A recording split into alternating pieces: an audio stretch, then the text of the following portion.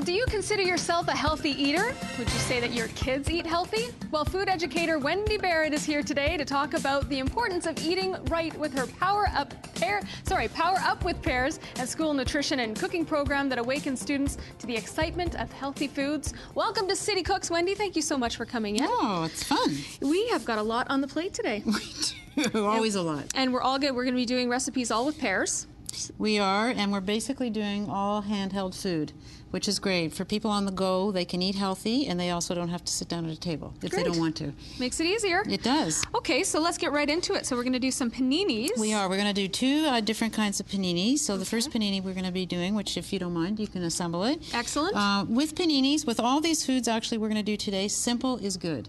So what that means is good quality ingredients and not a lot of different ingredients. Okay. Which is good for people on the run. Now this is ricotta cheese. Okay. Which is, whoa, this was like almost homemade ricotta I got. Nice. So we're just going to smear that fairly heavily on the panini. Okay. And just on one half? Yep, just one half. And I'm going to make at the same time a Gruyere, a black forest ham, pear panini. So while you're smearing your ricotta, I'm smearing my Dijon mustard. And we're going to use two different kinds of pears. Okay. You're going to be using this red Anjou pear, which is there. Okay. And actually, the one I have on the plate is an organic red Anjou. And you always know something's organic because it starts with the number 9. It's all over North America. Wow. It's apples, peaches, pears, and plums, United States, Canada.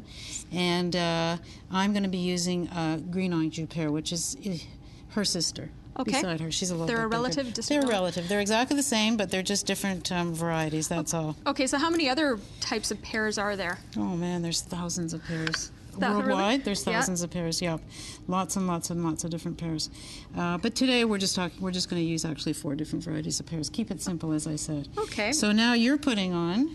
The pear. Now, am I overlapping too much or just keeping it? No, I think you're doing good. And I'm going to basically put on some black forest ham. And, you know, you don't want to put too many ingredients because then when you grill it, and basically a panini is just it's a grilled sandwich. Right. It's you don't from want Italy. Stuff seeping out you the don't side. want something out the side, but you don't want like a skimpy sandwich either. So you're putting on that. That's good. So you can close that. Do you want the honey on next? Yep. Drizzle some honey. Drizzle Very good. Is this sort of like a breakfast? This is a breakfast panini. It's a great way to wake up.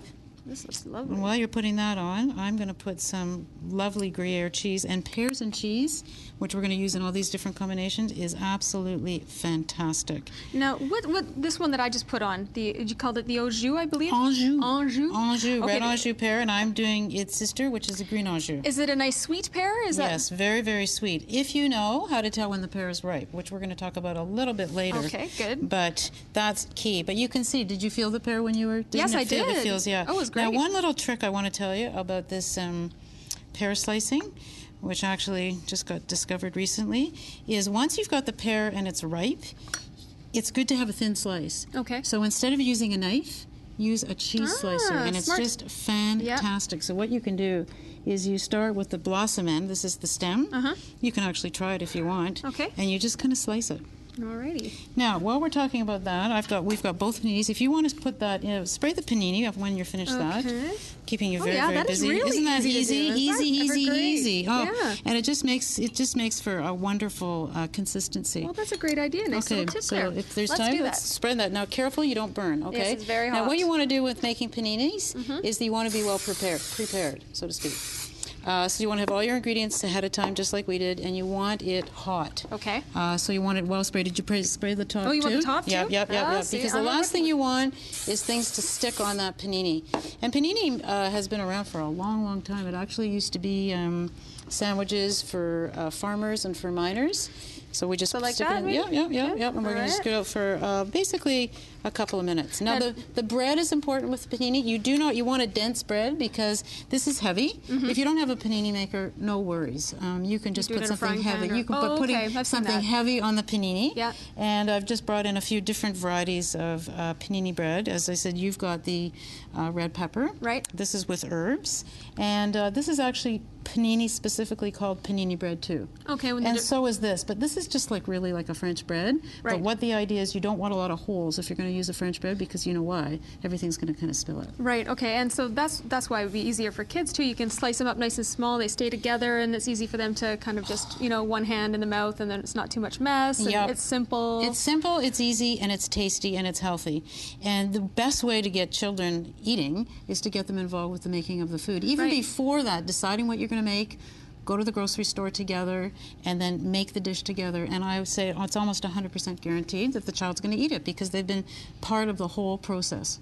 Okay, now you deal with whole ingredients, and that's part of your education process, is to keep it simple, but to also deal with whole food. So what's the definition of a whole food? A whole food, this is a whole food. This is Okay. a Bosc pear, which we're going to be using a little bit later. But you see, this is exactly how it was on the tree. It hasn't been changed at all.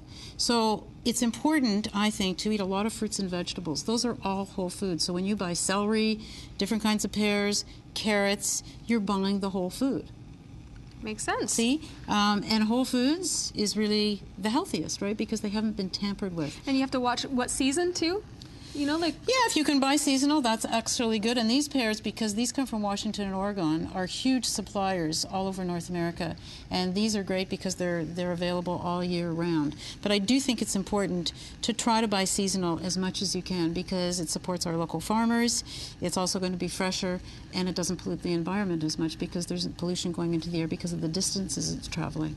Now, this has been in for a couple, about a minute or almost 2 minutes now. How long would it be? About 2 minutes. About 2 minutes. If you want to take it out, yeah, but I think you should be very careful, Michelle. I don't Okay. want any kind of... Yeah, looks what do you think about that? What do you think? I think it's pretty good. All right. Well, you've got a couple programs that you do. You Power Up with I Pears. do. Power Up with... these are 2 national programs that I teach, all the way from Victoria right through to Newfoundland. I go into the high schools and talk about pears and varieties, fast food, and all the students participate in making pear crisp. And then I've got another national program, same, I have a big area. Canada is pretty big. Yes, you do. And it's called A Passion for Pears, and this is for culinary students. So I go in, give them some pear theory, and they make 6 hand-on dishes. Well, that's great, because you got to start early. Now, Yes. next you are going to be teaching me how to make quesadillas. Is that right? Oh, yeah, with 2 different kinds of pear salsa. Okay. All right. Well, that's all coming up on City Cook. Stay with us. It's fabulous. Should we put